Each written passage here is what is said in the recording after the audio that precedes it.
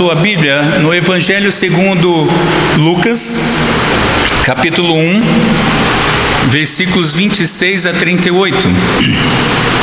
Lucas 1, 26 a 38. Diz assim a Sagrada Escritura: no 6º mês, foi o anjo Gabriel, enviado da parte de Deus, para uma cidade da Galiléia chamada Nazaré, a uma virgem desposada com certo homem da casa de Davi, cujo nome era José. A virgem chamava-se Maria. E entrando o anjo onde ela estava, disse: alegra-te, muito favorecida, o Senhor é contigo. Ela, porém, ao ouvir esta palavra, perturbou-se muito e pôs-se a pensar no que significaria essa saudação. Mas o anjo lhe disse: Maria, não temas, porque achaste graça diante de Deus. Eis que conceberás e darás à luz a um filho, a quem chamarás pelo nome de Jesus. Este será grande e será chamado Filho do Altíssimo. Deus, o Senhor, lhe dará o trono de Davi, seu pai. Ele reinará para sempre sobre a casa de Jacó, e o seu reinado não terá fim. Então disse Maria ao anjo: como será isto? Pois não tenho relação com homem algum. Respondeu-lhe o anjo: descerá sobre ti o Espírito Santo, e o poder do Altíssimo te envolverá com a sua sombra. Por isso também o ente santo que há de nascer será chamado Filho de Deus. Isabel, a tua parenta, igualmente concebeu um filho na sua velhice, sendo esse já o 6º mês para aquela que diziam ser estéril. Porque para Deus não haverá impossíveis em todas as suas promessas. Então disse Maria: aqui está a serva do Senhor, que se cumpra em mim conforme a tua palavra. E o anjo se ausentou dela. Vamos orar. Ó Senhor, estamos diante da Tua Santa Palavra, diante desse texto belíssimo que tanto nos instrui.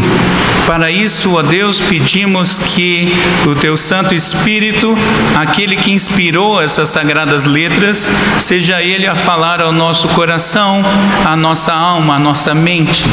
Ó Deus, que todos nós nessa noite aprendamos mais do Senhor pela bondade Tua, que nós saiamos daqui nessa noite mais próximos de Ti, que haja edificação, instrução, admoestação da Tua igreja e salvação daqueles que ainda não Te conhecem.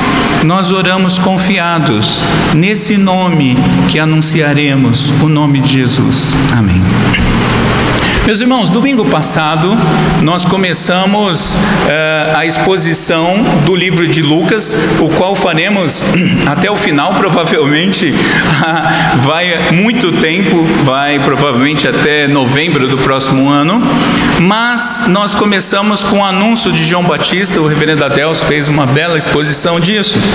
Hoje nós veremos o anúncio do nascimento de Jesus. Nós vamos ver o que envolve esse anúncio, e isso será dividido em 5 pontos, em 5 lições.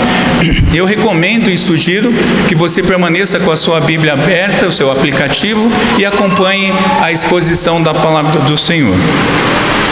Em primeiro lugar, o anúncio do nascimento de Jesus foi celestial. Parece um tanto quanto óbvio, mas é importante a gente perceber os detalhes disso.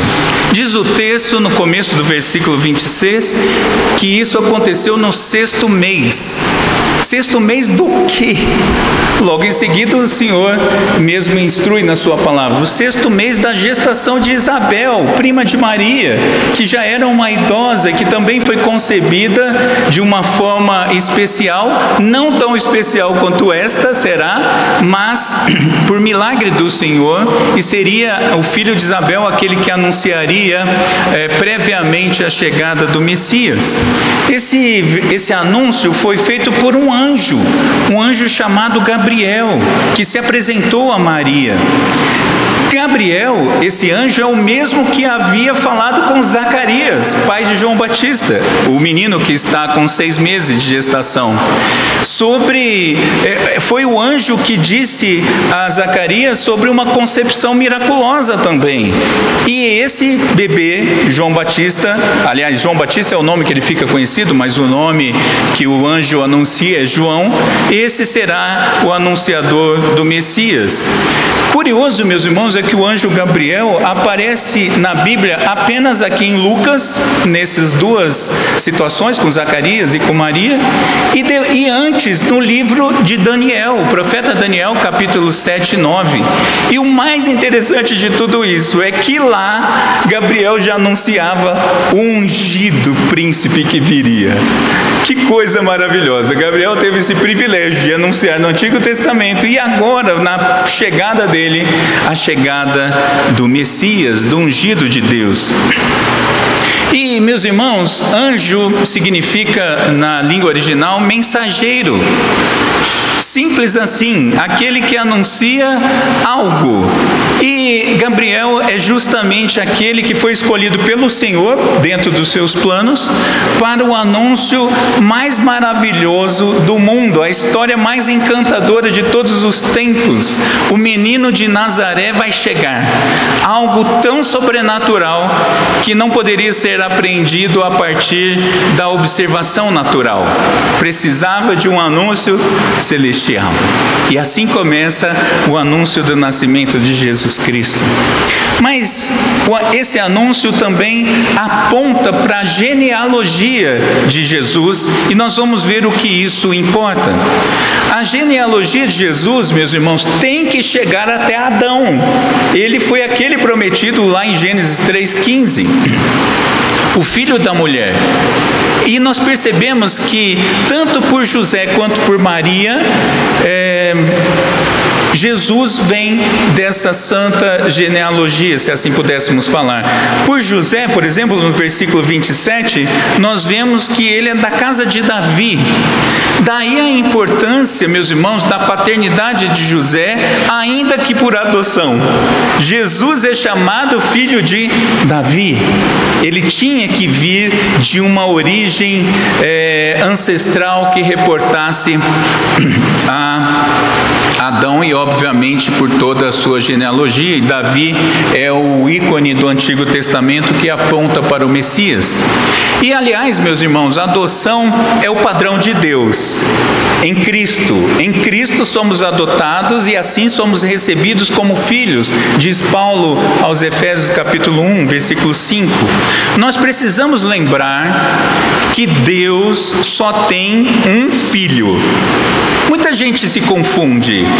Nós sabemos que a Bíblia revela o Filho unigênito, Filho único. Deus só tem um Filho, o Deus Filho, Jesus Cristo, o Senhor.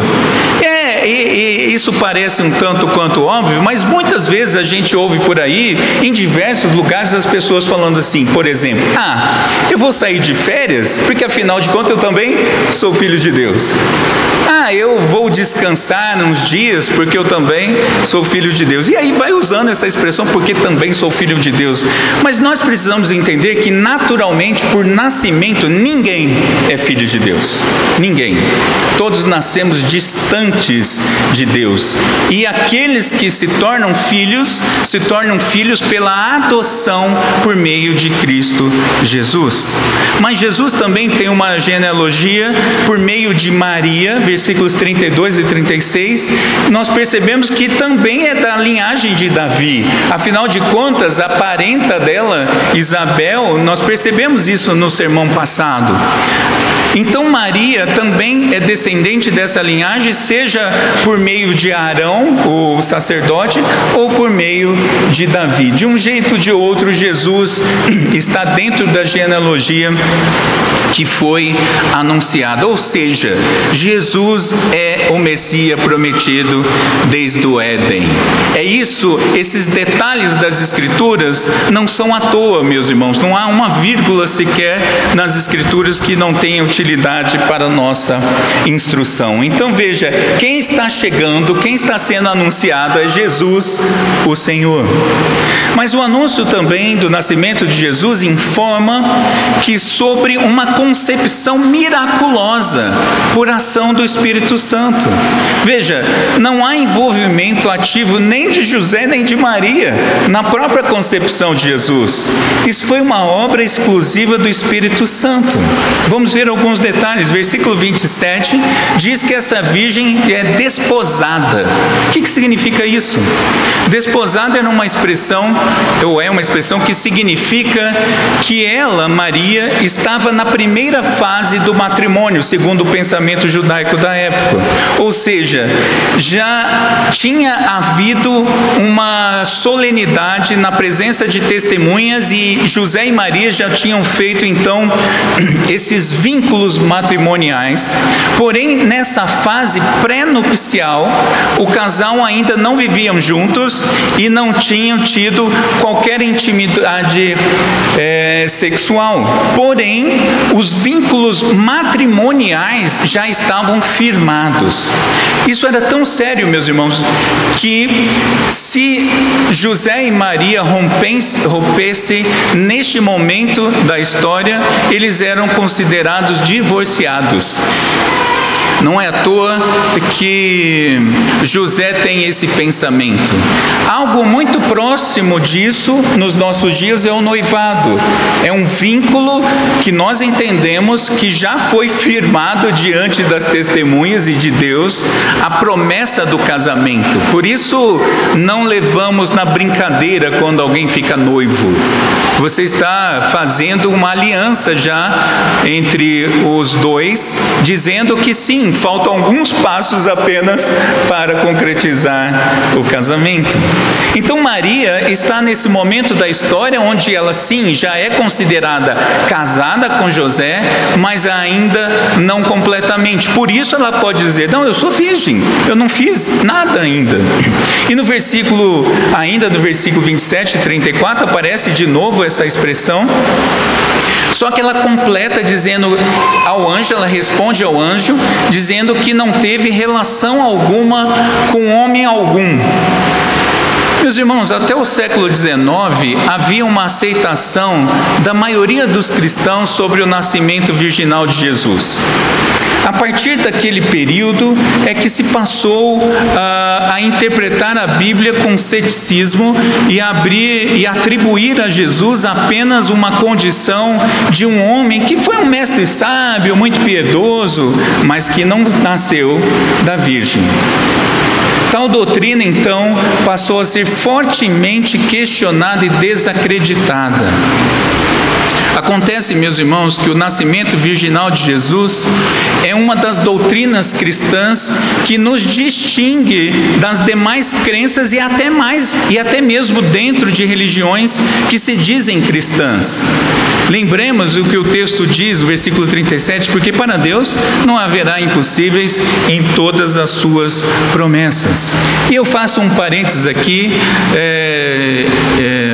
doutrinário, explicando sobre, aliás, só apenas apontando sobre a doutrina católica da perpétua virgindade de Maria. Eu falei um pouco disso no sermão do Natal, do dia 25, você pode ouvir, que está lá no nosso canal, e nós vamos falar um pouco mais disso no sermão de Lucas 2, de 1 a 7.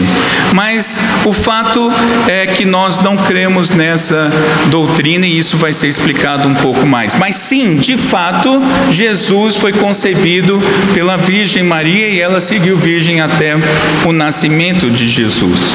O que nós lemos em Isaías 7, versículo 14, na leitura da liturgia, que já séculos antes do nascimento de Jesus, esse feito miraculoso já havia sido anunciado. Mas, em quarto lugar, meus irmãos, o anúncio do nascimento de Jesus registra a condição da serva de Deus. Parece que há um receio entre alguns evangélicos de falar sobre Maria. Muitos que não são evangélicos acham até que os crentes não acreditam em Maria. Mas vamos olhar para o relato bíblico sobre Maria, que a propósito está muito mais voltado para Deus do que para ela mesma. E nós podemos dizer, meus irmãos, o que a Bíblia diz e nada além disso e nada aquém disso. Então nós precisamos entender o que a Bíblia nos instrui. Alguns detalhes sobre isso que importa para nós. Versículos 28 e 30. O anjo diz ao chegar para Maria que ela é muito favorecida, que ela achou graça diante de Deus. Veja, Maria, ela seria alvo da graça de Deus, porque sem isso ela não poderia conceber dessa forma miraculosa. Maria foi alvo da graça de Deus e não geradora da graça de Deus.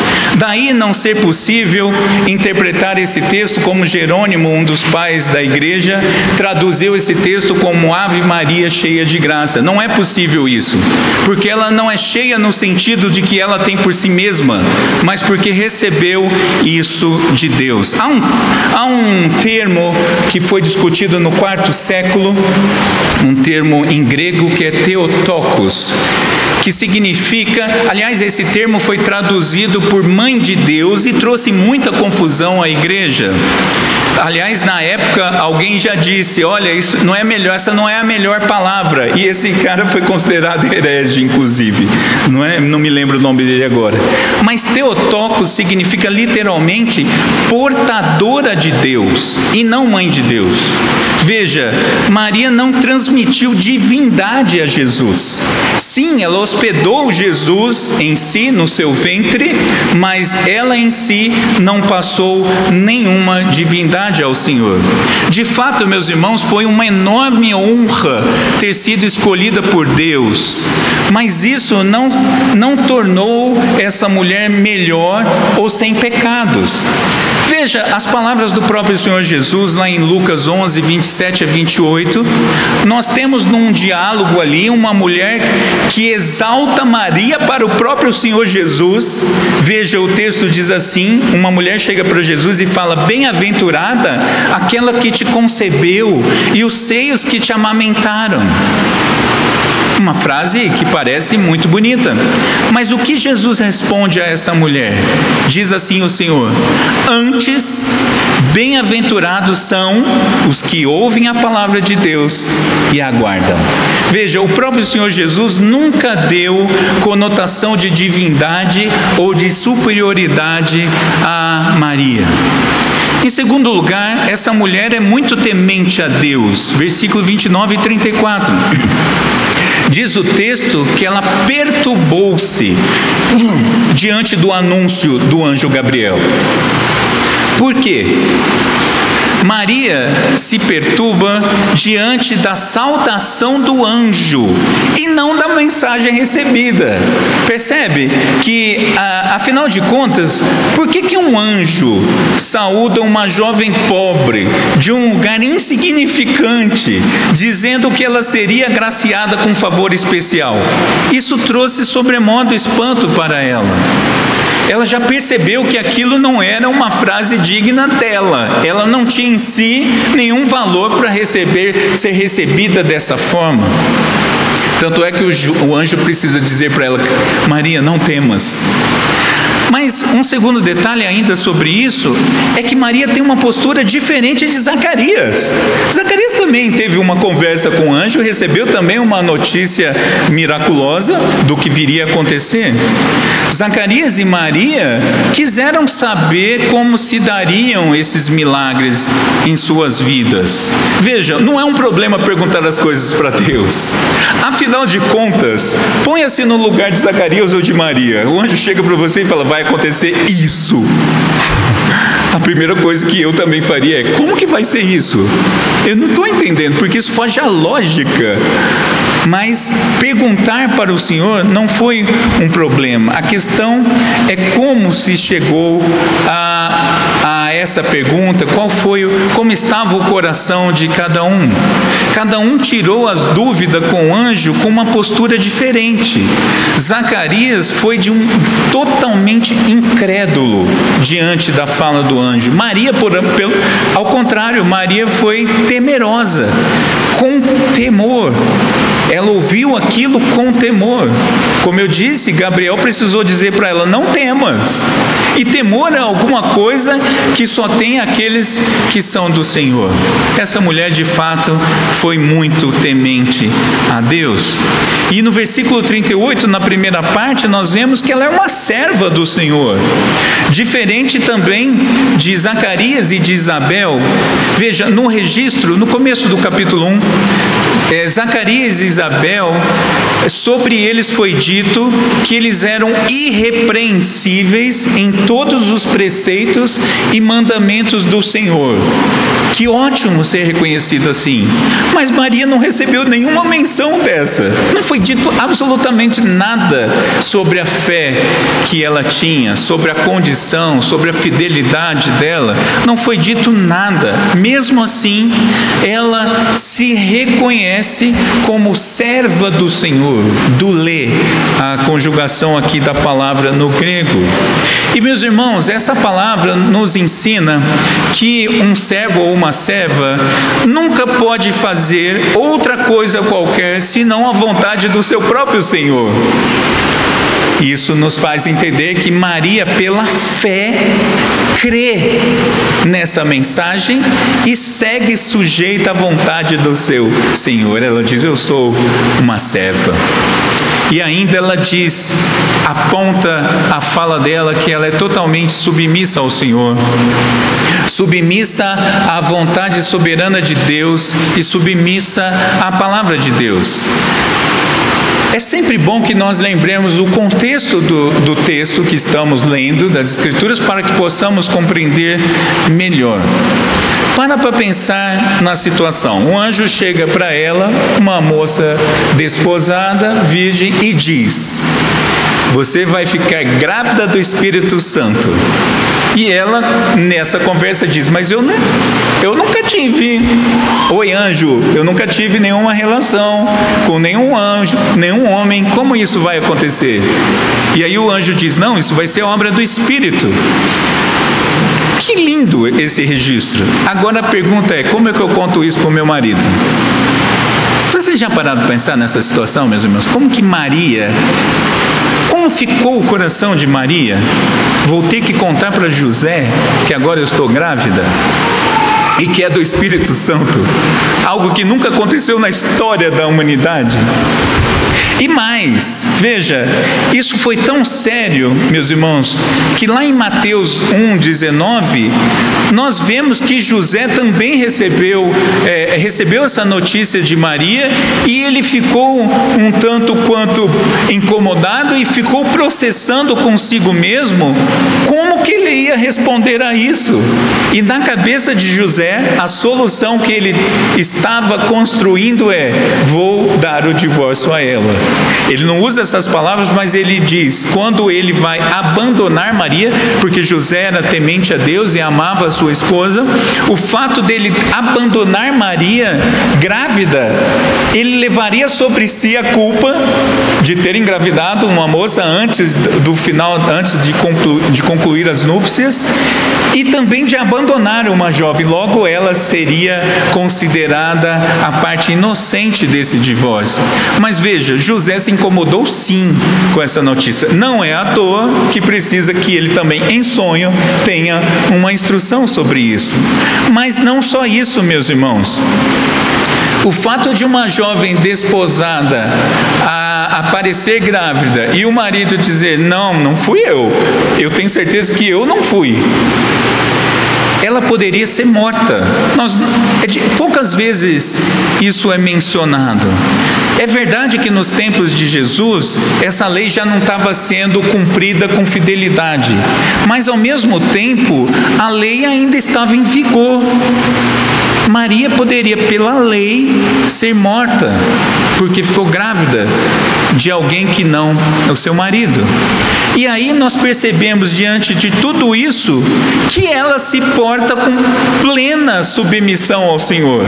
Apesar de tudo isso, na sua jovem mente, na sua jovem vida, ela se coloca diante do próprio Senhor e diz assim as Escrituras: que se cumpra em mim sim, conforme a tua palavra. O anjo era o representante ali do Senhor. E isso, meus irmãos, de fato, é um excelente exemplo de pronta submissão para todos nós ainda hoje. Essas posturas que eu citei aqui, elas são sinais de uma serva que teme a Deus e não de alguém que se entende por Deus ou por divina. Como Cristo falou de si mesmo como Deus. Maria não. Maria diz que ela é uma serva e que ela queria fazer a vontade de Deus. Essa postura, meus irmãos, é uma postura maravilhosa, mas é uma postura de gente, não de Deus, não de divindade. E é uma postura que nós devemos assumir para nós também. Mas em último lugar, meus irmãos, o anúncio do nascimento de Jesus revela quem Jesus é. Veja que maravilhoso. Em primeiro lugar, versículo 26, Jesus é de Nazaré.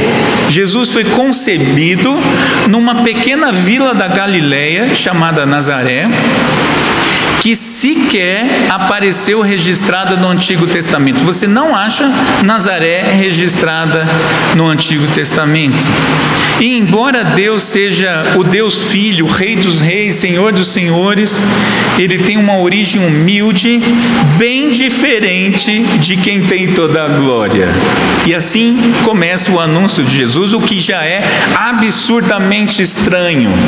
Os judeus esperavam sim pelo Messias, mas alguém que ia chegar com tudo e que ia assumir o trono em Israel. Mas do versículo 31 e 35, nós vemos que de fato Jesus vai ser filho de Maria, mas também filho de Deus, concebido pelo Espírito Santo. Uma das nossas mais belas doutrinas também. Jesus é 100% homem e 100% Deus. Não poderia ser diferente. Ele não poderia ser o Salvador se ele não fosse o Deus homem. E no versículo 31, nós vemos que Jesus vai receber o nome de Jesus. Às vezes, nós consideramos o fato de Jesus chamar Jesus como eu chamo Silvio e como você chama o nome que você chama. Mas não é tão simples assim, meus irmãos. O nome de Jesus, em grego, ele lembra o nome em hebraico Joshua, ou Josué, que significa Yahvé salva. Mateus vai falar isso com muita clareza. Jesus vai chamar Jesus porque ele salva. O próprio anúncio do nascimento desse menino já está dizendo que quem vai nascer é o Salvador. Josué é aquele que conduziu o povo para entrar na terra prometida. Jesus é verdadeiramente o Deus Todo-Poderoso que vai levar de fato e de verdade o povo para a terra prometida. O Salvador vai nascer. Mas ele não é uma criança qualquer. Jesus é Senhor. Ele vai ser o grande. Sobre João, filho de Zacarias, ele também vai ser chamado de grande, mas Jesus ainda é maior, porque ele é grande, chamado Filho do Altíssimo, do trono de Davi. Essas expressões, meus irmãos, são sinais da messianidade de Jesus. Jesus é o Messias, Jesus é o ungido prometido. E o anúncio, o anjo já está dizendo, o prometido vai nascer. E por último, Jesus também é rei. Jesus reinará sobre a casa de Jacó, sobre Israel. Um reino que não tem fim, diz o texto, um reino que é eterno, um reino que é divino e não terreno. Meus irmãos, há um equívoco dos judeus até hoje esperando pelo Messias para estabelecer o reino sobre a terra, e pior, ainda tem no meio dos crentes gente esperando a vinda de Jesus para estabelecer o reino terreno. Mas Jesus é rei, e o seu reino é eterno, o seu reino não tem fim, e o seu reino já foi estabelecido. E tudo isso está sendo anunciado para Maria. Veja, meus irmãos, Jesus ainda nem nasceu e nós já sabemos tudo isso sobre ele e sobre as bênçãos que virá sobre o seu povo. Esse menino que vai nascer não é uma pessoa qualquer, mas sim o próprio Deus Salvador, prometido e esperado pelo seu povo. E eu concluo, meus irmãos, com algumas aplicações para nós. O anúncio do nascimento de Jesus ressalta que Deus pode todas as coisas, mesmo que pareça impossível neste mundo caído. Muitas vezes, nós mesmos temos dúvidas se Deus pode todas as coisas, especialmente diante das dificuldades. Mas veja, uma idosa estéril e uma jovem virgem não foram limitadoras do poder de Deus para cumprir seus propósitos.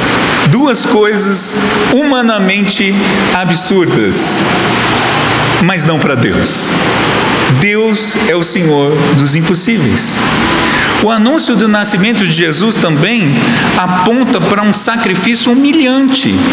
Como eu disse no começo, pela santa providência de Deus, a pergunta que lemos hoje está na sequência, nós não programamos nada, a pergunta 47 do Catecismo Maior, aponta para isso. Jesus se esvaziou de toda a sua glória, diz Paulo aos Filipenses. E embora, meus irmãos, o nascimento de Jesus nos emocione, acabamos de passar pela celebração do Natal, embora nós fiquemos emocionados e felizes com o nascimento de Jesus, nós precisamos entender que o nascimento de Jesus foi humilhante. O fato de Deus ter que sair da sua glória e nascer, isso foi extremamente vergonhoso. Mas isso foi também extremamente necessário, foi parte importante que esse sacrifício acontecesse para que a salvação fosse garantia. Jesus tinha que nascer. O anúncio também do nascimento de Jesus nos lembra que o Salvador chegaria para tirar os pecados do seu povo. Jesus, meus irmãos, não é um líder social, não é apenas um homem muito sábio, não é apenas um homem com boas palavras. Jesus é o Salvador que veio tirar pecados, salvar as pessoas dos seus pecados e delitos. Sem essa obra, todos iriam para o inferno. E somente por meio de Cristo é que esses não irão para o inferno. O nascimento de Jesus, meus irmãos, é algo gigantesco para toda a história da humanidade. E isso está sendo contado por uma jovem moça. O anúncio também do nascimento de Jesus mostra a condição humilde que ele mesmo escolheu para o seu nascimento. Isso não foi ao acaso, meus irmãos. Agora, é claro que também nós não devemos idolatrar a pobreza de Jesus e fazermos, por exemplo, uma preferência pelos pobres. Isso não é assim, mas de fato esse nascimento humilde de Jesus pautaria toda a sua vida e deve pautar a nossa vida também. Afinal de contas, o próprio Senhor Jesus, sendo rico, se fez pobre por amor de vós, disse Paulo na sua segunda carta aos Coríntios. Nada do nascimento de Jesus foi por acaso. E ainda aprendemos uma última coisa sobre o anúncio do nascimento de Jesus, que ele deve continuar sendo anunciado. Veja, essa parte da Bíblia também deve ser anunciada nos dias de hoje, mas não vem anjos para fazer isso. Esse anúncio deve ser feito por você. Você que é verdadeiramente discípulo de Jesus, deve anunciar essa história maravilhosa ainda hoje para as pessoas. Hoje, meus irmãos, em 2021, nós sabemos que o prometido Jesus já nasceu, morreu ressuscitou e voltará. E essa é a esperança de todo verdadeiro discípulo de Jesus. Vamos orar. Pai querido, estamos caminhando pela história da salvação, história mesmo que o Senhor registrou para o nosso próprio bem, a fim de que possamos conhecê-lo pela ação do Teu Santo Espírito. Ó Senhor, o simples, mas também maravilhoso anúncio de que Jesus chegaria nos traz tantas santas informações, tantas instruções para a nossa vida ainda nos dias de hoje. Aplica então, ó Pai, a Tua palavra aos nossos corações. É o que eu te peço em nome de Jesus. Amém.